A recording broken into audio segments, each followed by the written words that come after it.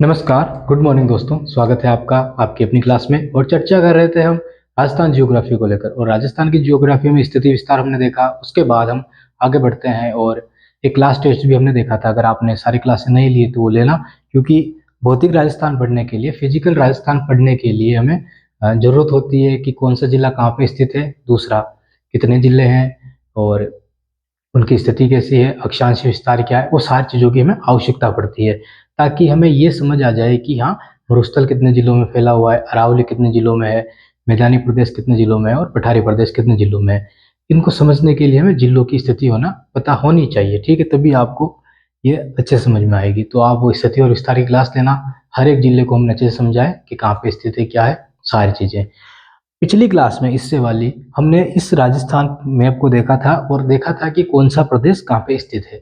ना जिलों की बात की थी ना कुछ, हमने बस हल्का हल्का देखा था कि कितनी जनसंख्या निवास करती है और राजस्थान को मुख्य रूप से किन किन लोगों ने कितने भागों में बांटा है, वो हमने देखा था। ठीक है, आज हम चर्चा करते हैं राजस्थान को लेकर कि आगे हमें कैसे पढ़ना है और क्या पढ़ना है।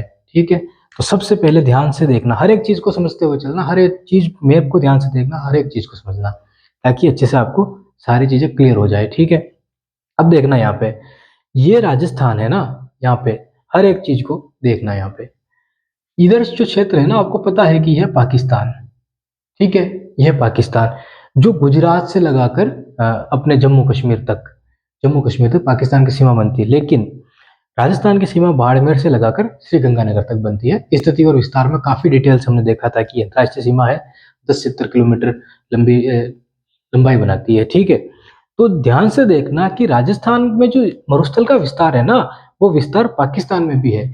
ये अंतर्राष्ट्रीय रेखा इस मरुस्थल को दो देशों में बांटती है। एक देश हो गया पाकिस्तान, दूसरा देश हो गया हिंदुस्तान। ठीक है, भारत, दो देश हमारे हो गए।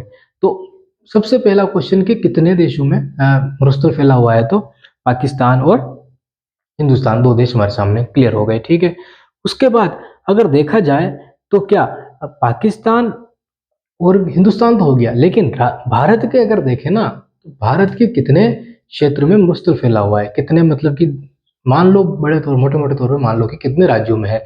तो राजस्थान के बाद है गुजरात।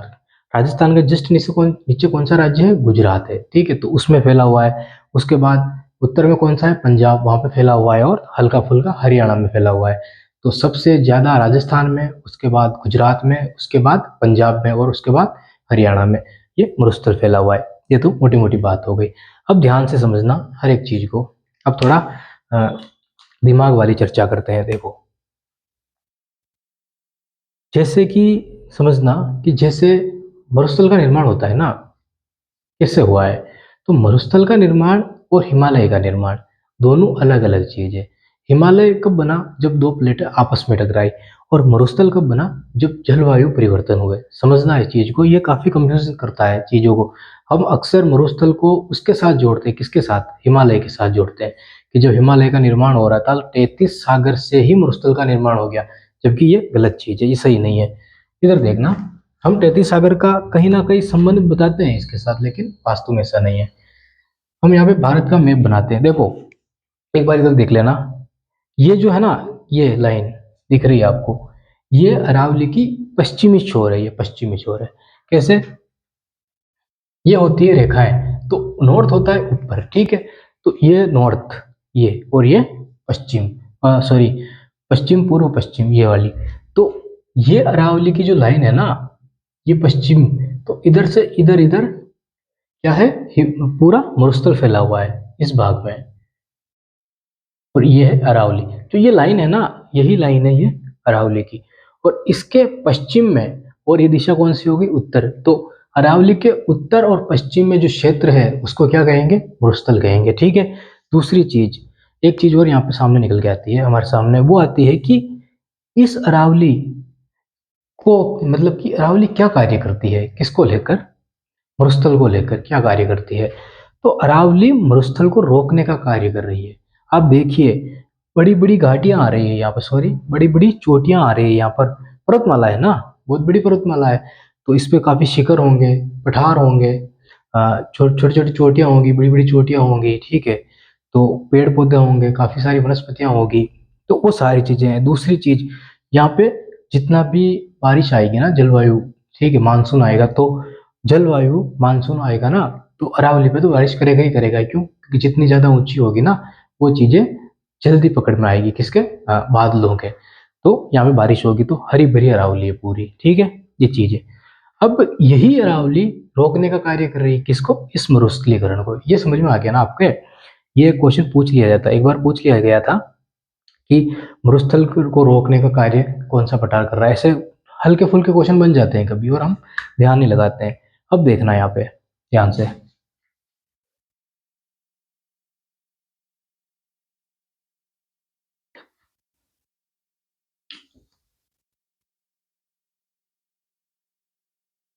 ये पता है आपको, दक्षिणी भारत है, ठीक है, दक्षिणी भारत है। और ये जहाँ पे हिस्सा है ना, यहाँ पे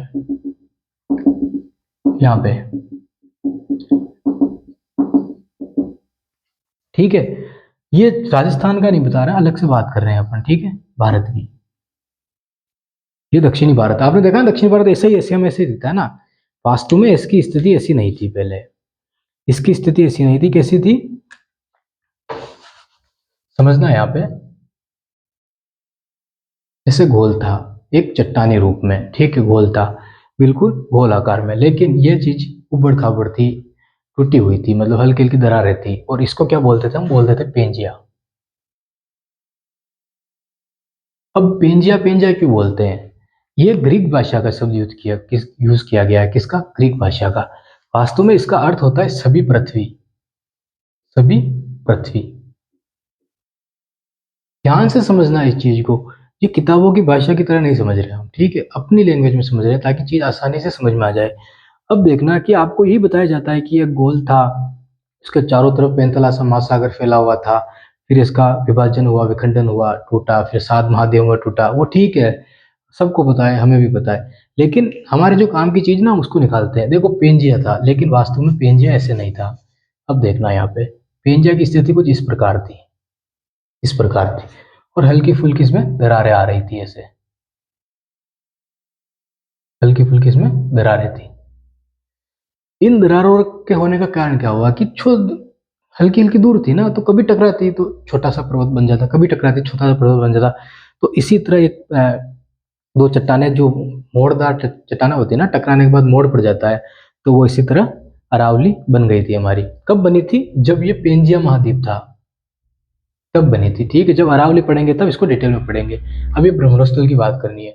तो अब देखना कि मैंने इसको उत्तर पूर्व की दिशा में क्यों बनाया, तो समझना, पानी था ना पृथ्वी के, वो इस प्रकार था चारों तरफ, और इसी पानी को कहा जाता था पेंथालासा महासागर, पेंथालासा।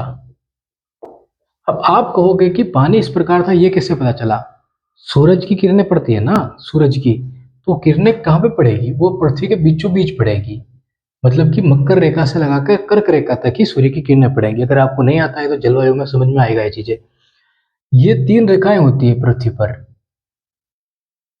3 रेखाएं कौन कौन सी? एक तो हो गई कर्क रेखा, 0 डिग्री विषुवत रेखा, भूमध्य रेखा, और मकर रेखा 23.5 डिग्री, और 23.5 डिग्री कर्क रेखा, तीनों रेखाएं। तो सूर्य की जो प्रकाश पड़ता है ना, वो पड़ता तो है यहाँ पे भी, लेकिन सूर्य इनके बीचों बीच लंबवत चमकता है, बाकी यहाँ पे जो प्रकाश पड़ेगा वो तिरछा ही पड़ेगा। तो सबसे ज्यादा ज्वार पाटा आ रहे हैं, ठीक है, बाष्पीकरण हो रहा है, भाप बन रही है, सबसे ज्यादा गर्मी पड़ रही है, वो किस पे? इस जगह पे ज्यादा होगी। तो यही कारण होता है कि पानी का ऊपर उठना, ज्वार भाटा आना, वो सारे, तो यही क्षेत्र होता है जो पानी मतलब कि फैलता है यहाँ पे, और इसीलिए ध्रुव यहाँ पे चपटे हैं, पृथ्वी पे ध्रुव चपटे हैं, तो समझना है कि ये क्षेत्र है। दूसरी चीज, जो ज्वार भाटा आ रहे हैं ना, और जब पेंजिया का विघटन हुआ था ना, तो यहाँ बीचों बीच हुआ था। कारण क्या था? कारण था ये ज्वारी भाटा, ज्वार और भाटा जब आते हैं ना, तो कहीं ना कहीं यहाँ पे ज्वार भाटा के कारण ताप क्षेत्र बना, दबाव पड़ता है यहाँ पे, सूर्य की किरणें जब आते हैं ना, तो जहाँ पे विखंडन हुआ ना, तो हल्की फुल्की दरारें आई ना, वो दरारें दूर होने लगी यहाँ से। तो उसका कारण एक तो ये माना जाता है। दूसरा कारण माना जाता है कि जो ज्वालामुखी बनते हैं ना, जो अपने आप दीप निकल जाते हैं, तो कहीं ना कहीं यहाँ पे जो पानी था ना, उसके बीच में दीप निकल आए थे, तो उससे क्या हुआ कि जो दीप बाहर निकल रहा था ना, तो दूसरी चट्टानों पे दबाव पड़ा, वो दूर खिसकने लगी। तो इस प्रकार के भी माने जाते हैं, तो वहां पे नहीं जाना है। हमें बस इतना देखना है कि पृथ्वी के टूटने का जो कारण बना था ना, पेंजिया के टूटने का, पेंजिया को क्या बोलते हैं? सभी पृथ्वी, मतलब कि ऑल अर्थ, मतलब कि पूरी पृथ्वी एक साथ है ना, उसको बोलते हैं पेंजिया। हमारी भाषा में सभी पृथ्वी बोलते हैं और ग्रीक भाषा में पेंजिया बोलते हैं। और ऐसे ही इस पैंथालासा महासागर को बोलते हैं सभी समुंदर। सभी समुंदर मतलब कि सभी समुद्र एक साथ हैं किसमें? पैंथालासा महासागर में। और उनकी स्थिति क्या है? बीच में से ज्यादा दूर दूर है वो। अब क्यों है ये भी समझ लो। पृथ्वी ऐसे घूम रही है ना, तो पृथ्वी की रफ्तार घूमने की बहुत तेज है, हमें दिखती नहीं है लेकिन तेज है। तो क्या होता है कि यहाँ से चीजें उठती है। अब आप किसी चीज को घुमा दो, जैसे यहाँ पे है, ये घूम रही है, तो ये घूमेगी ना, तो ये ऐसे थोड़ी जाएगी कि ऐसे दूर जाने की कोशिश करेगी। और गुरुत्वाकर्षण बल क्या करेगा? इसको आप पे खींचने की कोशिश करेगा। तो इतना ज्यादा भी नहीं लग पाता है ना, तो हल्की फुल्की चीजें बाहर खिसकने की कोशिश करती है। लेकिन यहाँ पे स्थिति है ना, डोट के रूप में है भूमध्य सागरों पर, हल्के चौड़े हैं, खाली हल्के चपटे हैं मतलब। तो यहाँ पे क्या, यहाँ पे तो पता ही नहीं चलता है कि घूम रही है। अब देखना, समझना। अब एक तो ये डॉट है, ध्यान से देखना, पेन का नुक्का है, ठीक है, यहाँ पे। अब मैं पेन को घुमा रहा हूँ, ठीक है, ध्यान से देखना यहाँ पे। तो ये देख लेना, निशान है यहाँ पे, इसको घुमा रहा हूँ मैं, ये वापस घूम के आ गया, ठीक है। अब इस डॉट, इसको देखना, नुक्के को।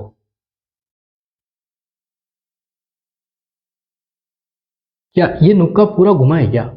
आपको दिखा है क्या नुक्का घुमा है? नहीं दिखा है।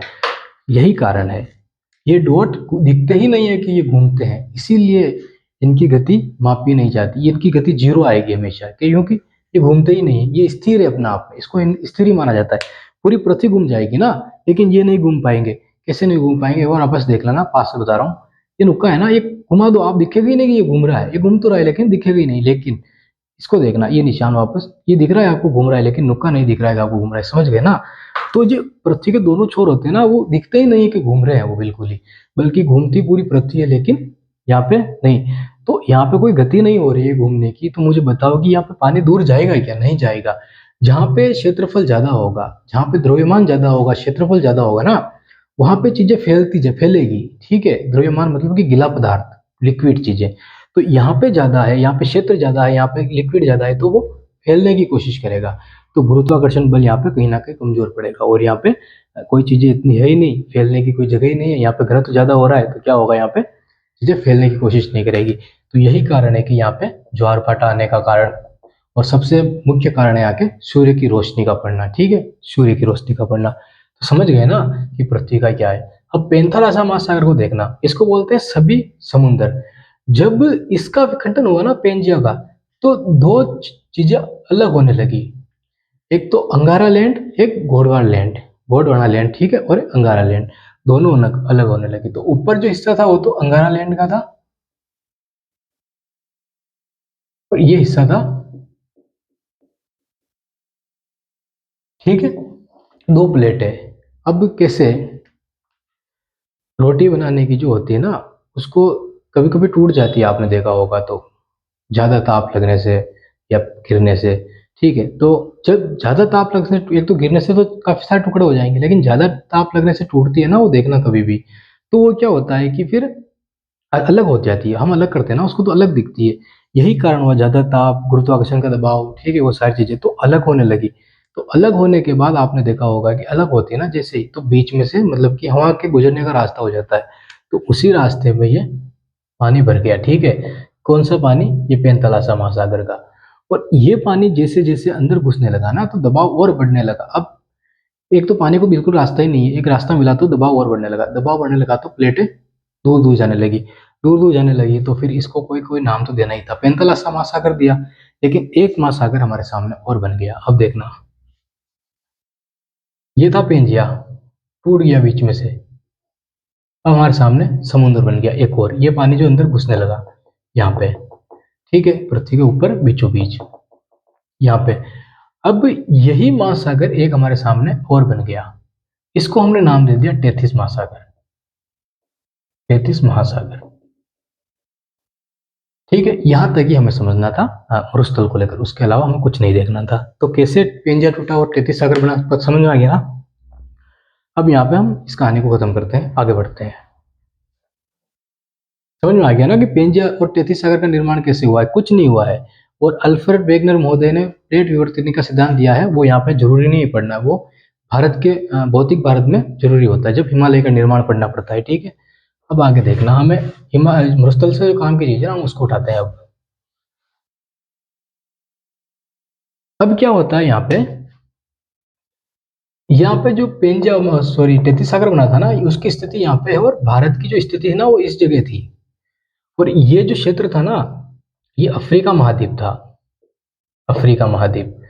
तो भारत ने इस ये टुकड़ा टूटा, जैसे कि पेंजिया विखंडन हुआ ना, पेंजिया का विखंडन हुआ ना दो भागों में, तो वैसे ही 7 महाद्वीप और बने उसके बाद, 7 महाद्वीप और बने, और छोटे छोटे महाद्वीप, मतलब कि महाद्वीप बोल रहा हूं मैं, तो समझना 7 बने, महाद्वीप तो 7 बने, और अंटार्कटिका बाद में बना तो 8 हो गए। ठीक है, लेकिन समझना इस चीज को, ये महाद्वीप है, छोटे छोटे द्वीप लगभग 33-34 द्वीप और बने थे, वो छोटे थे तो उनको नहीं पढ़ना पड़ता है, हमें सिर्फ 7 ही पढ़ना पड़ता है कि 7 महाद्वीप थे, इसलिए तो इनको ग्रेट महाद्वीप बोल रहे हैं हम, और इनसे जो छोटे छोटे थे वो द्वीप थे। ठीक है, तो उनको नहीं पढ़ते हैं इतना। अब देखना आगे, जब ये प्लेट अफ्रीका से अलग होती है ना, यहाँ पे अफ्रीका से अलग होती है, और ये किस तरफ बढ़ती है, इस तरफ, तो पेंजिया का जो बनाना, अब मुझे आप खुद ही बताओ, पेंजिया का जो बना ना, तो 2 क्षेत्र बने ना, 2 प्लेटें बनी ना, तो पहली प्लेट कौन सी थी, उत्तर, और दूसरी प्लेट कौन सी बनी, दक्षिण में। तो उत्तर में जो प्लेट थी ना, उसमें से एक प्लेट थी एशिया की, और इसी को पहले बोलते थे यूरेशिया। अभी यूरोप और एशिया अलग अलग कर दिए गए हैं, लेकिन पहले एक ही था, यूरेशिया। ठीक है, तो इस यूरेशिया प्लेट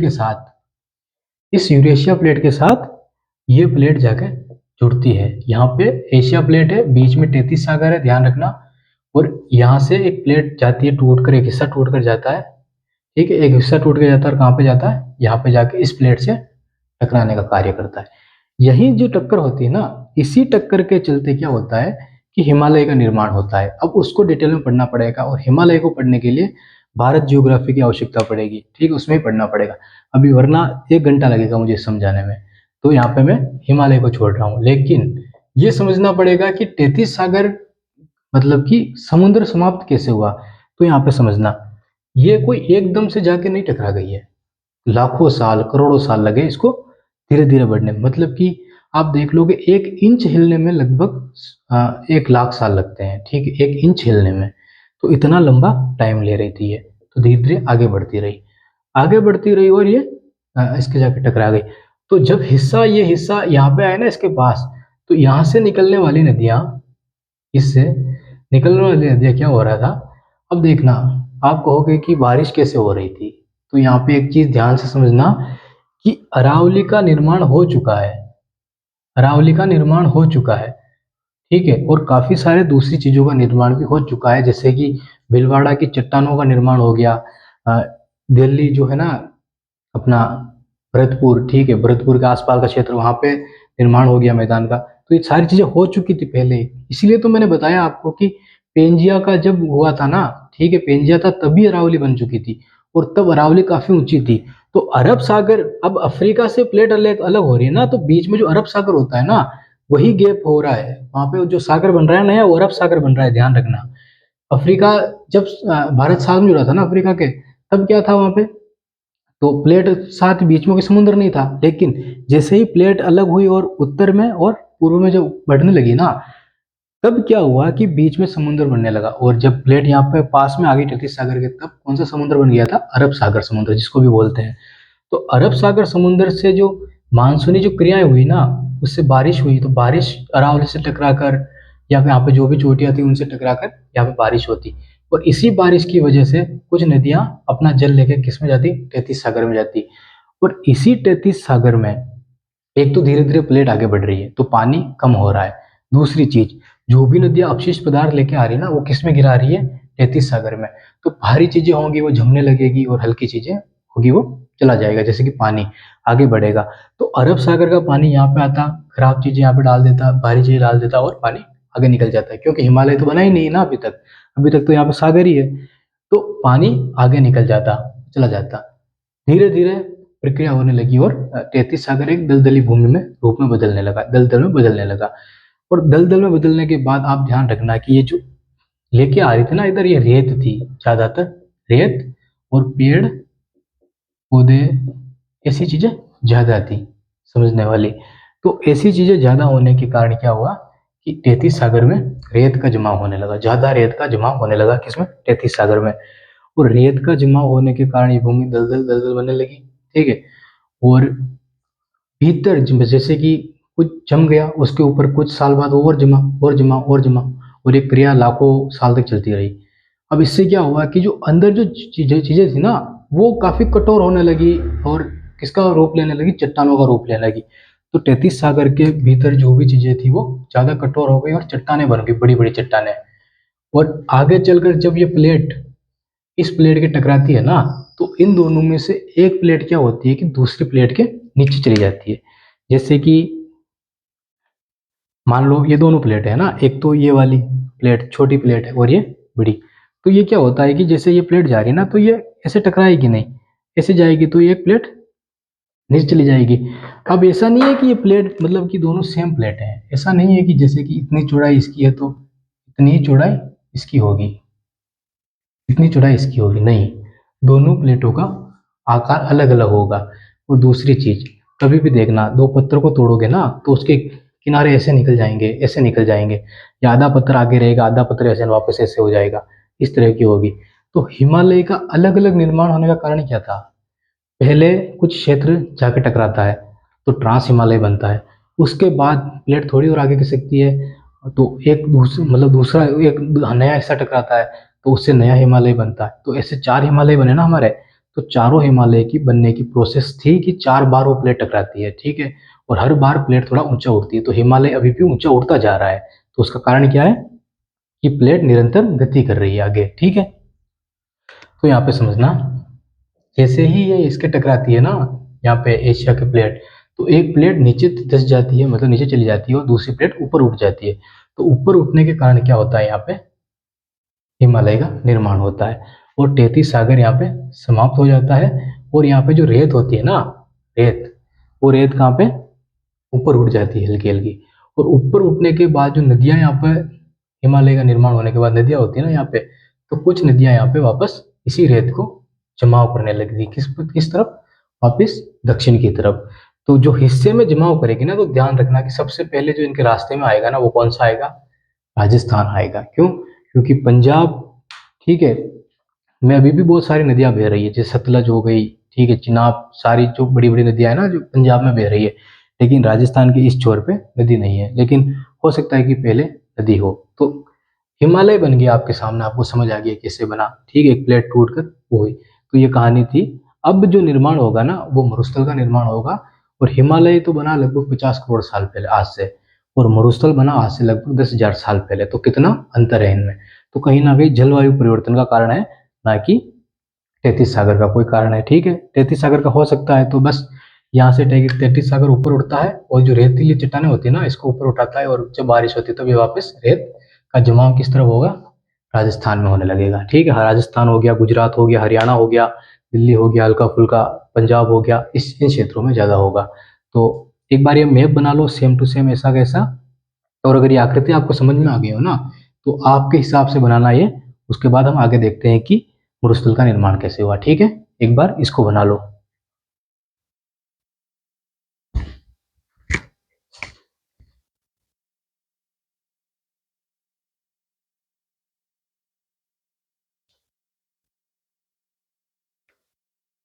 ठीक है, अब देखना इसी चीज को आगे समझना। अब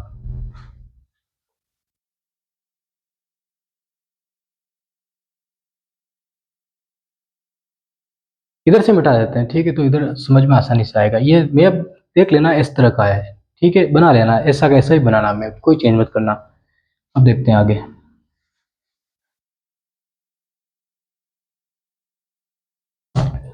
अब ध्यान देना, इधर ध्यान से देखना, समझना चीज को, ठीक है। हमने बात की कि ये हमारा भारत देश है, और यहाँ पे 33 सागर था पहले, जो क्या हो गया अभी, हिमालय का आकार ले चुका है, ठीक है, आकार ले चुका है। तो क्या अब बीच में समुद्र बचा है क्या इनके, नहीं बचा है, नहीं बचा है, तो ये इस तरह की चीज हो गई है। मतलब कि बीच में पानी नहीं है, यहाँ पे हिमालय हो गया है और यहाँ पे भी नीचे दक्षिणी भारत। अब बीच में क्या होगा, मुझे समझाओ कि बीच में क्या होगा। तो जो भी तैतीस सागर बनने के बाद जो क्रिया होगी ना, उसमें क्या होगा कि नदियां, जो मिट्टी होगी ना ऊपर, ठीक है, तैतीस सागर समाप्त हुआ, हिमालय का निर्माण हो गया, तो बारिश तो होगी ना। तो हिमालय कोई 1-2 किलोमीटर का एरिया नहीं बना ना, बहुत मतलब कि बहुत बड़ा है ना एरिया। तो उसमें क्या हुआ कि जो भी बारिश होती है ना, तो वहां से वापस जो मिट्टी बहा के लाई जाएगी ना, वो कहाँ पे लाई जाएगी मुझे बताओ। तो हिमालय के जो जमीन है ना नीचे की, वहां पे, ठीक है, जैसे हिमालय के टच में जो जमीन होती है ना, वैसे वहीं पे मिट्टी लाई जाएगी। जैसे कि आपने मिट्टी का ढेर लगाया, अब बारिश हो गई ना, तो मिट्टी फैलने लगेगी। तो ऐसा नहीं है कि वो मिट्टी भी 2-4 किलोमीटर दूर जाके फैलेगी, वो उसी एरिया के पास फैलेगी। लेकिन अब देखना, मानसून आएगा इधर से, इधर से मानसून आएगा और यहाँ पे बारिश करेगा। अब मुझे बताओ कि ये जो हिस्सा है ना, ये किस तरफ का, इस तरफ का है कि पीछे वाला हिस्सा है। ये हिस्सा है इस तरफ का, क्योंकि 6000 किलोमीटर की ऊंचाई तक, सॉरी 8848 किलोमीटर, 8848 किलोमीटर, 8848 किलोमीटर किसकी ऊंचाई है, माउंट एवरेस्ट की ऊंचाई है, सबसे ऊंचा पर्वत, ठीक है, माउंट एवरेस्ट 8848 किलोमीटर।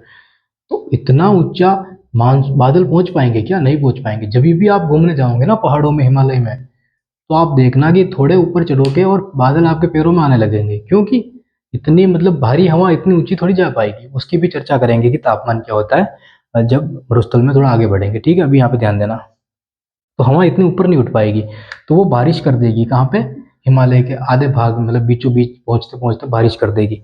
तो इस तरफ बारिश करेगी ना, तो ऐसा नहीं कि पानी चीन में चला जाएगा, नहीं जाएगा, वो पानी इधर बरसेगा वापस। तो यहाँ पे जो भी मिट्टी होगी ना हिमालय में, अब 3 हिमालय है, शिवालिक हिमालय, महान हिमालय, ट्रांस हिमालय, और एक और है, ठीक है। ये तीनों हिमालय, मध्य हिमालय, तो ये है। तो इनका जो भी बारिश होगी, जो पानी होगा ना, वो कहाँ पे लेके आएगी, वापस यहाँ पे। तो जो भी होगा ना एरिया, वो यहाँ पे फैलेगा। अब मुझे बताओ इसको क्या बोलेंगे, इसको क्या बोलेंगे। यही है गंगा का मैदान, यही है यमुना का मैदान, यही है अपने चंबल झाग जहाँ पे नदी में जाके मिल रही है वो, ठीक है। और यही है अपने राजस्थान का पूर्वी मैदान, समझ रहे हो ना। तो पूर्वी मैदान का निर्माण कैसे हो रहा है, हिमालय बनने के बाद यहाँ से जो नदियां मिट्टियां बहा बहा के ला रही है ना, उसका। इसीलिए कहा जाता है कि मरुस्थल के साथ ही निर्माण हुआ है किसका, मैदानी प्रभागों का। इसीलिए कहा जाता है कि मरुस्थल का निर्माण और मैदानी भागों का निर्माण दोनों 33 सागर के काल में हुए थे, ठीक है। क्योंकि वहां पे अवशेष मिलते हैं किसके, 33 सागर के। और 33 सागर के अवशेष मिलने का क्या कारण है, सबसे बड़ी चीज है कि रेत, रेत थी। नदियां यहाँ से बहा बहा के रेत को यहाँ पे इकट्ठा किया, और जब चट्टानें उठी ना, तो वही रेत वापस बह बह के नीचे के भागों में आने लगी। तो इस भागों में जो रेत आ रही है ना, वो किसकी है, 33 सागर की है, समझना। तो यहाँ पे मरुस्थल बन गया, ठीक है, वो अलग बात है। लेकिन यहाँ पे जो चीजें मिल रही है ना, वो भी 33 सागर की। तो जो राजस्थान का जो मैदानी भाग है ना, वो किसका हिस्सा है, 33 सागर का हिस्सा है, ठीक है। अब नहीं भूलोगे आपकी, राजस्थान के दो क्षेत्र बने ना, 4 भागों में बांटा गया है, तो 2 भाग जो बने वो किससे बने, 33 सागर से बने हैं। तो 33 सागर के अवशेष मिलते हैं इसके लिए। अब यहाँ पे कुछ मछलियां मिली है, ठीक है, कुछ जीवाश्म मिले हैं, उनकी चर्चा करेंगे लेकिन आगे, लेकिन समझते हुए यहाँ पे ध्यान देना। अब आप, मैदान की हमने बात कर ली, लेकिन मैदान हमारा टॉपिक आज है ही नहीं, मैदान तो इधर है, हमको तो हिमालय पढ़ना है, तो मैदान को हम यहाँ पे खत्म करते हैं। ये रहा हिमालय और ये रहा अपना राजस्थान। अब आपके दिमाग में चीज आनी चाहिए कि हमने एक चीज देखी थी कि यहाँ पे एक पर्वतमाला है। कौन सी पर्वतमाला है, अरावली पर्वतमाला, जिसका निर्माण कब हो गया था, इसका निर्माण विंध्या में ही हो गया था। जब विस्थापन ही नहीं हुआ था ना, इनका महाद्वीपों का, तभी हो गया था, ठीक है। तो ये, अब ये है हिमालय, सॉरी ये है मरुस्थल, और ये है क्षेत्र है हिमालय का, और ये है मरुस्थल। अब मुझे आप एक चीज बताओ, यहां से जो मानसून जाएगा ना, या तो वो यहाँ पे चला जाएगा, दूसरी चीज, और बारिश कर देगा इस हिस्से में, ठीक है। या तो वो यहाँ पे जाएगा, तो ये इसके समांतर समांतर आगे बढ़ जाएगा, और यहाँ से जो मानसून उठेगा ना, वो केरल में बारिश करेगा, गुजरात में बारिश करेगा। तो जब तक वो मरुस्थल में पहुंचेगा ना, तब तक वो काफी कमजोर पड़ जाएगा, ठीक है। दूसरी चीज, अब कैसे उठता है वो भी देख लेना। जैसे कि ये अरब सागर है यहाँ पे, ठीक है। और ये है अपना मरुस्थल, बीच में गुजरात आ रहा है, अरावली पर्वतमाला आ रही है और राजस्थान के कुछ क्षेत्र आ रहा है, ठीक है। और यहाँ पे तट आ रहा है जहाँ पे हमेशा हरा भरा पेड़ पौधे रहते ही रहते हैं, इसीलिए तो वहाँ पे 12 माह बरखा होती है, बारिश होती है। तो जब सूर्य की किरण लंबवत पड़ेगी, और कब पड़ेगी, जब गर्मी पड़ेगी। और राजस्थान में गर्मी कब पड़ती है मुझे बताओ। राजस्थान छोड़ो, भारत में गर्मी कब से शुरू हो जाती है, ठंड आती है ना तो गर्मी भी आती है ना, तो लगभग राजस्थान के बीचों बीच से रेखा गुजरती है, कर्क रेखा। तो कर्क रेखा पे जब गर्मी पड़ेगी ना तो मान लिया जाएगा कि पूरे देश में गर्मी पड़ रही है। तो कर्क रेखा पे गर्मी कब पड़ेगी, तो सबसे ज्यादा गर्मी कब पड़ेगी, जून के बाद और जून के पहले, तो अप्रैल मई जून इनके आसपास सबसे ज्यादा गर्मी रहती है, ठीक है। तो इसी वक्त ये है ना मरुस्थल, ये राजस्थान को क्षेत्र, तो ये गुजरात, तो ये है कर्क रेखा 23.5 डिग्री, मैप में देखना 23.5 डिग्री। तो इसी वक्त सूर्य यहाँ पे रहता है, सूर्य कर्क रेखा से ऊपर तो नहीं जाएगा लेकिन आसपास रहता है, यहाँ पे कर्क रेखा के आसपास का क्षेत्र, तो यहाँ पे गर्मी पड़ेगी। यही गर्मी अरब सागर में पड़ेगी, यही गर्मी मरुस्थल में पड़ेगी। यहाँ पे गर्मी पड़ेगी ना अरब सागर में, तो क्या करेगी कि वाष्पीकरण होगा, मतलब कि पानी आ, भाप बन के ऊपर उठेगा, कहाँ में, समुद्र में। और यही गर्मी यहाँ पे पड़ेगी ना जैसलमेर में, ठीक है। तो यहाँ पे क्या होगा, जैसलमेर, ठीक है, जैसलमेर मरुस्थल का हिस्सा ही है। यहाँ पे क्या होगा कि चीजें गर्म होगी, यहाँ पे गर्म होगी और हवा ऊपर उठेगी। जो गर्म चीज होती है ना वो हमेशा ऊपर उठती है, और जो ठंडी चीज होती है वो हमेशा नीचे जाने की कोशिश करती है। इस यही कारण होता है कि ये अरावली पर्वतमाला है ना, तो यहाँ से जब भी हवा टकराएगी ना, तो यहाँ से टकराने के बाद हवा ऊपर उठने की कोशिश करेगी ऐसे। और इसमें जो पानी होगा ना, जो भाप होगी, वो बारिश के रूप में नीचे गिरने लगेगी। कारण क्या है कि हवा काफी भारी हो जाती है तो ऊपर नहीं उठ पाती है, तो हल्की होती है ना यहाँ पे तो बारिश कर देती है, और हल्की हवा ऊपर उठ जाती है। तो इस तरह का स्थिति बनती है। तो पहले यहाँ पे जंगल था, बिल्कुल हरा भरा जंगल था मरुस्थल के अंदर। क्या हुआ कि जलवायु परिवर्तन हुए, हो सकता है कि लावा आया हो, ठीक है, ज्वालामुखी हुआ हो, या कोई भी दूसरे कारण रहे हो। तो 5 कारण है, मैं बता देता हूँ आपको कौन कौन से कारण है। इसमें कह रखा है कि पहला कारण है अरावली का वृष्टि छाया प्रदेश। वृष्टि छाया प्रदेश का मतलब होता है कि ये होता है, यहाँ पे गर्मी पड़ेगी ना, तो यहाँ पे बंगाल की खाड़ी है, तो बंगाल की खाड़ी से मानसून आता है भारत में, यहाँ पे ओके हिमालय से टकराने के बाद पश्चिम दिशा में जाता है, तो यहाँ पे अरावली पर्वतमाला आ जाती है। तो इससे क्या होता है कि यहाँ पे टकरा के यहीं पे बारिश हो जाती है, और ये इस तरफ नहीं पहुंच पाता है। लेकिन सोचने वाली बात यह है कि करोड़ों सालों तक यहाँ पे पानी पहुंच पा रहा था, और सिर्फ मात्र 5,000 साल 10,000 साल पहले यहाँ पे पानी पहुंचना बंद हो गया। तो कहीं ना कहीं ये भी सिर्फ एक कारण है, ठीक है, वास्तव सत्य नहीं है कि मरुस्थल का मतलब बनना कोई वृष्टि छाया प्रदेश का कारण रहा हो, ठीक है। दूसरी चीज, कहा जाता है कि यहाँ पे सभ्यताएं बसी और पेड़ पौधे काटना शुरू कर दिए। ये तो पूरा राजस्थान में हो रहा है, तो पूरा राजस्थान मरुस्थल क्यों नहीं बन गया अभी तक, ठीक है। लेकिन नहीं बना, उसका कारण हमारे सामने आता है कि अरावली पर्वतमाला ने इसको रोक रखा है। तो ये अच्छा क्वेश्चन बनता है कि रोक रखा है, लेकिन लगातार वृक्ष काटने के कारण माना जाता है कि वहाँ पे गर्मी बढ़ने लगी, तापमान बढ़ने लगा, उसके कारण जलवायु सूखने लगी, मतलब कि गर्म जलवायु, शुष्क जलवायु का यहाँ पे होने लगी। बाकी पहले यहाँ पे जंगल हुआ करते थे, ठीक है, ये चीज हो गई। तीसरी चीज की यहाँ पे सभ्यताएं बसने लगी, तो लोगों ने खेती करना शुरू किया, जंगलों को काटना साफ साफ कर दिया, साफ करते गए, और यहाँ पे इसका कारण। तो कुल मिला के जो मरुस्थल बनने का कारण बताए जाते हैं ना, 4-5 कारण बताए जाते हैं कि जमीनें मतलब खेती करने के लिए यूज करने लगे, सभ्यताएं रहने लगी, ठीक है, वृक्षों को काटने लगे, बहुत सारे पशु पालने लगे, तो ठीक वो चीजें हुई। और एक अरावली का वृष्टि छाया प्रदेश, इसके अलावा कोई कारण नहीं मिलता है, ठीक है। ये 7-8 कारण है जो जैसलमेर बनने का कारण बनते हैं, ठीक है। तो आपको पता चल गया ना जैसलमेर का निर्माण कैसे हुआ।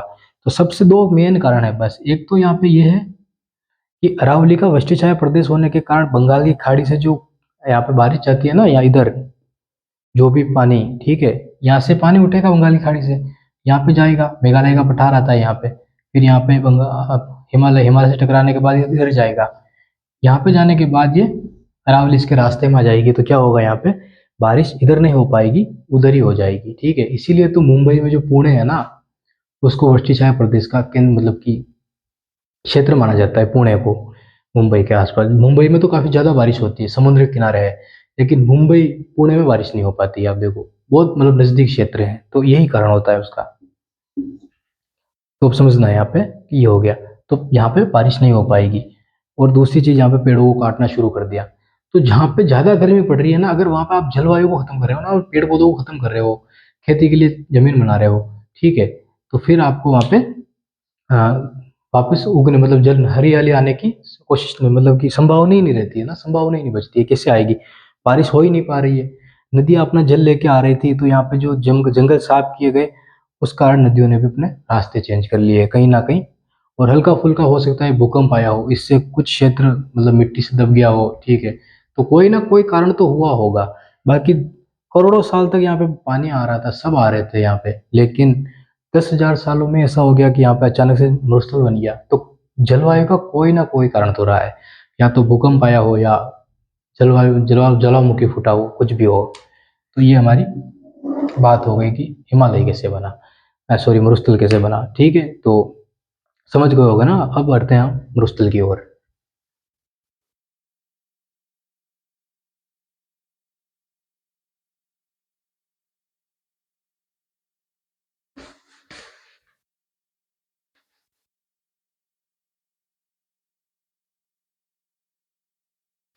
अब देखना आप ध्यान से, समझना यहाँ पे कि पिछली क्लास में हमने देख लिया था कि ये हिस्सा कौन सा है, ठीक है, कि कहाँ से लगाकर कहाँ तक ये फैला हुआ है मरुस्थल, मतलब कि अक्षांशीय विस्तार क्या है और देशांतीय विस्तार क्या है, पिछली क्लास में हमने देख लिया था, तो चर्चा नहीं करनी है। अब देखना, 61.11% है किसका, राजस्थान का भाग। राजस्थान का मतलब कि पूरा राजस्थान है ना, उसमें से 61.11% भाग किसका है राजस्थान में, सिर्फ मरुस्थल है। मतलब कि आधे से भी ज्यादा विस्तार है राजस्थान में किसका, मरुस्थल का। 61%, 62% की बात करें ना, 62% की, तो 62% भारत का, मतलब कि पूरा मरुस्थल की अगर बात कर लें, तो पूरे मरुस्थल में भारत में राजस्थान का जो क्षेत्र है ना, मरुस्थल को लेकर, वो कितना है, 62%। और बात करें 15 या 14%, तो सभी देशों की बात कर लेना, जैसे पाकिस्तान हो गया, भारत हो गया, दो देश ही है ना, दो देशों में फैला हुआ है, तो 85% या 86%, दोनों आते हैं गाइडों में। 85% या 86% हिस्सा कौन रखता है, भारत रखता है, और 14% या 15% हिस्सा कौन रखता है, पाकिस्तान रखता है, ये हिस्सा। ठीक है, परसेंट का। और भारत कितना रखता है, तो भारत रखता है या तो 85 रखता है या 86 रखता है, गाइडों में दोनों मिलते हैं। ठीक है, तो अब वैसे तो राइट इसमें 85 होगा, इसको ही राइट करना, इस पर रेड टिक लगा देना कि 85 होगा, ये 14 15 ही होगा। ठीक है, ये सही है। अब ये बात हो गई कि कितना विस्तार फैला हुआ है। उसके बाद हम आगे बढ़ते हैं, आगे बात करते हैं। ध्यान से समझना, यहाँ पे एक चीज और है दिमाग लगाने की, वो है कि जो भी नदी होती है ना, ये देखो, ये नदी है यहाँ पे लूनी नदी, ठीक है, लूनी नदी बहाव किस तरफ जा रहा है, उत्तर से दक्षिण, ठीक है, और पश्चिम। तो उत्तर पूर्व से दक्षिण पश्चिम की ओर नदी का बहाव हो रहा है। तो कहीं ना कहीं जैसलमेर, सॉरी मरुस्थल के इस भाग की जो वो स्थिति है ना, वो किस तरफ है, झुकाव, झुकाव किस तरफ है, इस तरफ है। ठीक है, तो यहाँ पे समझना कि पश्चिमी भाग, पश्चिमी और उत्तरी भाग जैसलमेर का ऊंचा है, और दक्षिणी और दक्षिणी और इधर कौन सा हो गया, पूर्वी भाग, वो नीचा है। मतलब कि ये अपना राजस्थान हो गया। ठीक है, इसको बड़ा करते हैं थोड़ा।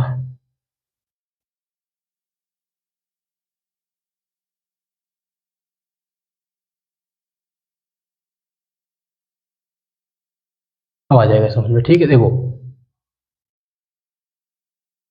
अब यहाँ पे मान लो कि कौन है, बीकानेर, ठीक है, जैसलमेर, गंगानगर, ये क्षेत्र, इनका ऊंचाई ज्यादा है, और धीरे धीरे निंद्र आगे बढ़ेंगे तो ये नीचे हो जाएंगे, मतलब कि नीचाई कम होगी। तो यहाँ पे है 150 से लगाकर 300 मीटर। तो ठीक है, मतलब कि यहाँ पे ऊंचाई है लगभग 300 मीटर, 300 मीटर, यहाँ पे लगभग 150 मीटर, इतना मतलब कि आधा हो जाता है विस्तार, नीचे हो जाता है। इसीलिए तो ये घग्गर नदी है ना, पहले थी, अभी तो है नहीं घग्गर नदी।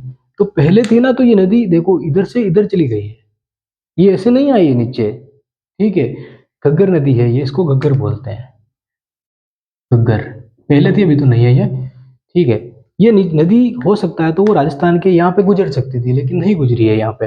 हो सकता है कि काफी समय पहले यहाँ पे बहती हो, लेकिन जलवायु के कारण ये नदी यहाँ पे इस तरफ मुड़ गई हो, ठीक है। तो कुछ भी हुआ हो, लेकिन घग्गर नदी जब हमने देखी ना, हमने समझी, तब वो घग्गर नदी हनुमानगढ़ से, शिवालिक की पहाड़ियां हैं यहाँ पे, हिमालय के अंदर जो पढ़ेंगे ना तब पढ़ेंगे कि शिवालिक की पहाड़ियां हैं, हिमालय का सबसे दक्षिणतम हिमालय शिवालिक, उसकी पहाड़ियां हैं, उस पहाड़ियों से घग्गर नदी निकलती है। वो हनुमानगढ़ और यहाँ पे गंगानगर से होते हुए पाकिस्तान में फोर्ट अब्बास क्षेत्र है, वहां पे जाके चल जाती है। तो ये इस तरह, तो ये नदी इस तरफ नहीं आ रही है, क्यों? क्योंकि ये क्षेत्र ऊंचा है, ठीक है, इसलिए नहीं आ पा रही है। तो ये नदी इधर चली गई। दूसरी चीज, ये देखो लूनी नदी का जो बहाव हो रहा है ना, वो किस तरफ हो रहा है? इस तरफ हो रहा है। तीसरी चीज, सतलज नदी निकलती है, इससे एक नहर निकाली गई है। तो सतलज नदी जब निकलती है ना, तो वो नदी हो, सतलज नदी के भी काफी सारी सहायक नदियां हैं, काफी सारी। तो वो नदियां भी इधर आ सकती थी ना, वो सतलज नदी में जाके क्यों मिल रही है? तो उससे भी पता चलता है कि राजस्थान का जो क्षेत्र है ना, ये पश्चिमी क्षेत्र ऊंचा है और पूर्वी और दक्षिणी क्षेत्र नीचा है, ठीक है। तो 300, 200, 150, 100, इस तरह का झुकाव होता चला जाता है। मतलब कि इतना ऊंचा है, फिर इतना ऊंचा, फिर इतना ऊंचा, फिर इतना ऊंचा, और समतल हो जाता है, ठीक है। दूसरी चीज, ये क्षेत्र ही ऊंचा है यहाँ पे, और बाद में यहाँ पे आ जाती है अरावली पर्वतमाला। जैसे ही अरावली पर्वतमाला आती है ना, तो इधर से बहने वाली नदियां वो इधर जाएगी, और किस में मिल जाएगी ये नदियां? ये मिलेगी यमुना में। और यमुना किस में मिल जाएगी? तो वो मिल जाएगी गंगा में। तो वो जब मैदानी प्रदेश पढ़ेंगे ना, तब एक नदी बनाएंगे हम, वहां पे बात कर लेंगे। तो उधर की नदियों को छोड़ दो। ये नदी है लूनी नदी, ये अजमेर के नाहक पहाड़ से निकलती है। जैसलमेर की ये अ, सबसे बड़ी नदी और सबसे मुख्य नदी अगर जैसलमेर की पूछ ली जाए ना, वो कौन सी है? लूनी नदी है, ठीक है, एक ही नदी है, ये यहाँ से होके गुजरती है, ठीक है। अब मुझे एक चीज बताओ आप, ऐसा कौन सा क्षेत्र है, क्वेश्चन पूछ रहा हूं मैं, कमेंट में आंसर देना, आपके सामने चीजें हैं। ऐसा कौन सा जिला है राजस्थान का, या कितने जिले हैं जहां पर एक भी नदी नहीं है? जहां पर एक भी नदी नहीं है, ठीक है, एक भी नदी नहीं है, ये आपको आंसर देना है, ठीक है। हिंट दे रहा हूं मैं कि यहाँ घग्गर के बाद यहाँ पे कोई नदी नहीं है, ठीक है। घग्गर के बाद आएगी कहाँ से नदियां? आप खुद सोचिए कि बहाव ही इस तरफ है, तो नदियां यहाँ इधर कैसे आएगी? ठीक है, अब आपको आंसर देना है। लूनी नदी की मैंने स्थिति बता दी है, कुछ आप ट्राई करना, और चाहे तो नेट से भी आप आंसर दे सकते हो, ठीक है, लेकिन आप देना, कमेंट में आंसर देना आपका। ये बात हो गई। एक बार एक काम करो, इस क्षेत्र को उतार लो, और ये पश्चिमी जो ढाल है ना, उसको लिख लो साइड में कहीं भी। और ये मैप अब जरूरी हो गया है, अब हर एक चीज हम फैक्ट के रूप में लिखते चलेंगे तो ये जरूरी हो गया। तो एक बार इसको उतार लो, मैप को ऐसा कैसा आधा, और फिर आगे देखते हैं।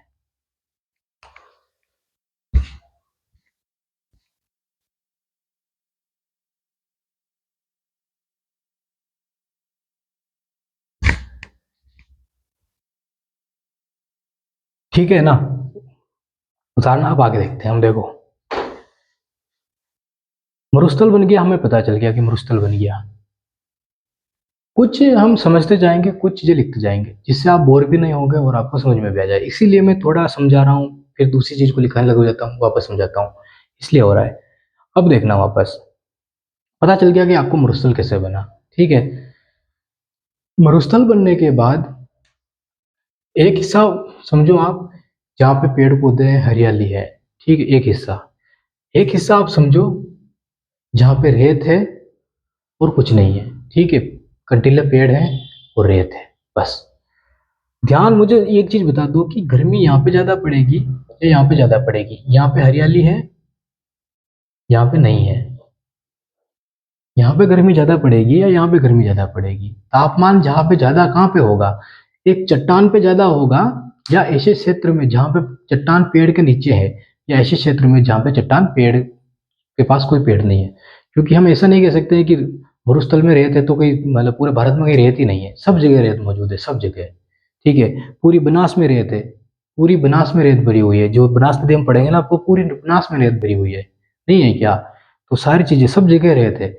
लेकिन जैसलमेर एक क्षेत्र है ना, जहाँ पे क्या है कि वहां पे पेड़ पौधे नहीं है बस। ठीक है, इसलिए हम कहते हैं कि वो रेतीला प्रदेश है। बाकी रेत तो सब जगह है, देखो कोई नहीं कह सकता है कि रेत उसी क्षेत्र में नहीं है। कम हो सकती है लेकिन तो है तो है। अब देखना, जहाँ पे गर्मी ज्यादा पड़ेगी ना, अगर ये समझ गए ना आपकी रेत में गर्मी ज्यादा पड़ रही है, हरियाली में गर्मी कम पड़ रही है, तो एक चीज आपके समझ में आ जाएगी, तापमान ज्यादा होगा। हम कहते हैं ना कि तापमान 50 डिग्री पर आ गया, 51 चला गया, 56 चला गया, तो वो इसीलिए कहते हैं कि गर्मी बढ़ रही है। अब पेड़ पौधे काटोगे आप, अरावली को तो खत्म ही कर दिया, उद्योग पत्तियों को हाथों में दे रहे हैं, तो वो तो खत्म ही हो रही है एक तरीके से। तो पूरा मतलब जलवायु की, मतलब खराब कर दी जलवायु को। ठीक है, तो वो चीज हो गई।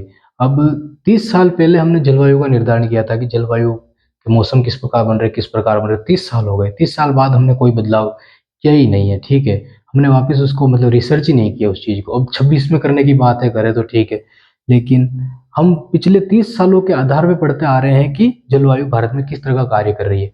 आज हमें पता भी नहीं चलता है कि किस मौसम में बारिश आ रही है, किस मौसम में सर्दी आ रही है, किस मौसम में धूप आ रही है, पता ही नहीं चल रहा है आज। ठीक है, तो वो कहीं ना कहीं कारण क्या है कि अरावली को मतलब कि धीरे धीरे नष्ट कर देना। दूसरी चीज कि तापमान बढ़ रहा है ना, तो ज्यादा बढ़ रहा है, तो मतलब कि 50 ज्यादा बढ़ रहा है, तो पेड़ पौधे काटने का कारण है। अब तापमान कहाँ पे बढ़ेगा? जहाँ पे गर्मी ज्यादा पड़ेगी। अगर इस क्षेत्र में, अरावली के इस क्षेत्र में तापमान 40 है ना, तो मान के चलो कि यहाँ पे 50 चला जाएगा। ठीक है, क्यों? क्योंकि यहाँ पे रेतीला स्थान है, तापमान ज्यादा होगा। तापमान ज्यादा होगा तो शुष्कता आएगी। ठीक है, उष्ण कटिबंध भी इसको बोलते हैं। ठीक है, उष्ण शुष्क मतलब कि अ, हवा जो होगी ना, उसमें पानी की मात्रा बिल्कुल भी नहीं होगी। गर्म हवा होगी, पानी कहाँ से आएगा? हवा ठंडी होगी ना, तब उसमें पानी मौजूद होगा ना, तो उसमें नहीं होगा। तो चार चीजें हैं इसमें, वो देख लेना, बता देता हूँ। न्यूनतम वर्षा होगी, बिल्कुल कम बारिश होगी। उच्च दैनिक तापांतर होगा, उच्च दैनिक तापांतर मतलब दिन का तापमान ज्यादा होगा, और रात को हल्की फुल्की ठंडी आ जाएगी, हल्की फुल्की ठंडी। इसको बोलते हैं शुष्क सर्दी। शुष्क सर्दी, ध्यान रखना, शुष्क सर्दी की जब भी बात आएगी ना, ठीक है, तो इसको दिया था कोपेन ने। BWHW, जलवायु की बात करेंगे तब बात करेंगे। BWHW ध्यान रख लेना, BWHW इसको दिया था कोपेन ने, और इसमें इसने कहा था शुष्क सर्दी। ठीक है, इसी ने कहा था। तो रेगिस्तान में कौन सी सर्दी पड़ती है? तो शुष्क सर्दी की बात की थी। तो तीसरा पॉइंट हमारे सामने आगे है, न्यूनतम जनसंख्या घनत्व होगा। इतनी गर्मी में कौन रहना पसंद करेगा? ठीक है, आप सबको पता है।